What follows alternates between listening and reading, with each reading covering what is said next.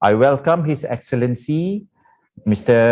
Ambassador, Mr. Walid Abu Ali, to deliver the maiden speech for tonight. Tafadhal.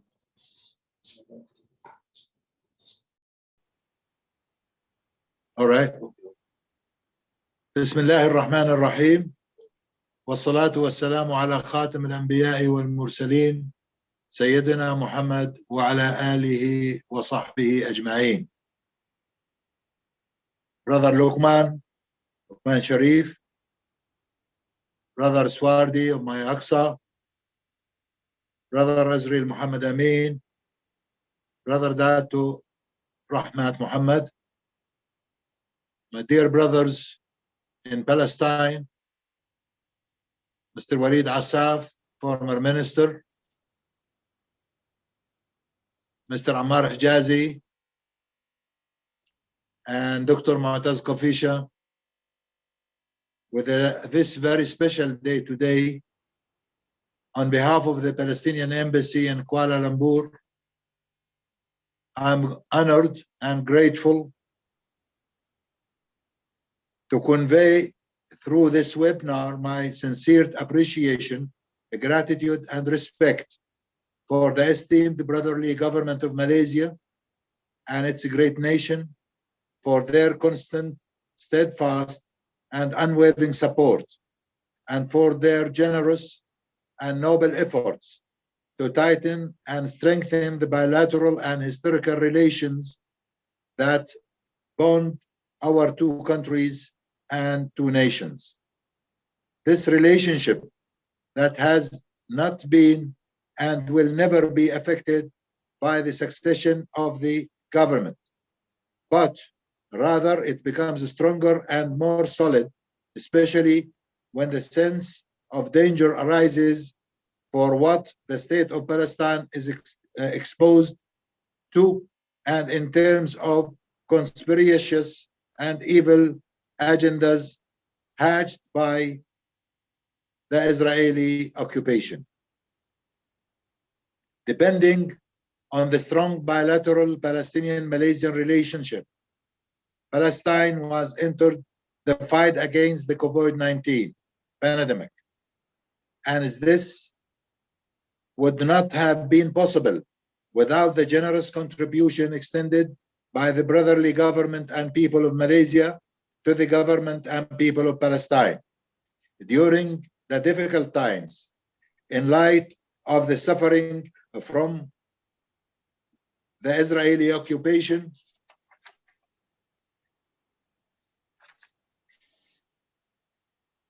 so I am very much pleased to express my sincere appreciation for Malaysia that is always ready to provide help and support when the need arises. This solidarity gives us hope and encouragement that Israeli military occupation will have an end sooner or later. It is worth mentioning that since assuming my duties as ambassador of the State of Palestine to Malaysia, my Aqsa Foundation has not hesitated to show its desire to work hand in hand and shoulder to shoulder with the embassy to arrange so many activities in so many different fields, whether these activities are humanitarian through distributing aids and charity to our Palestinian people during the COVID-19, or religious by inviting imams and ulamas from Palestine, like the imams of Al-Aqsa Mosque, like Sheikh Ikrimah Sabri, who was hosted by my Aqsa in Malaysia. The combined comprehensive efforts among the Palestinian leadership, the Ministry of Foreign Affairs and expatriates of the State of Palestine, the Embassy and my Aqsa Foundation have played a major role in achieving remarkable and tremendous progress that culminated by the International Criminal Court ICC pre-trial chamber decision issued on the 5th of February. recognizing the state of Palestine as a state party to the Rome Statute, and the ICC has territorial jurisdiction in the territory of the state of Palestine. Dear brothers, ladies and gentlemen, we believe that this victory is an important milestone on the long path towards justice and accountability. It will openly shed light on the situation in Palestine that has been marked by the lack of accountability for crimes of the Israeli Zionist regime and its systematic ethnic cleansing policies against the Palestinians and the people, the civilian people in Palestine.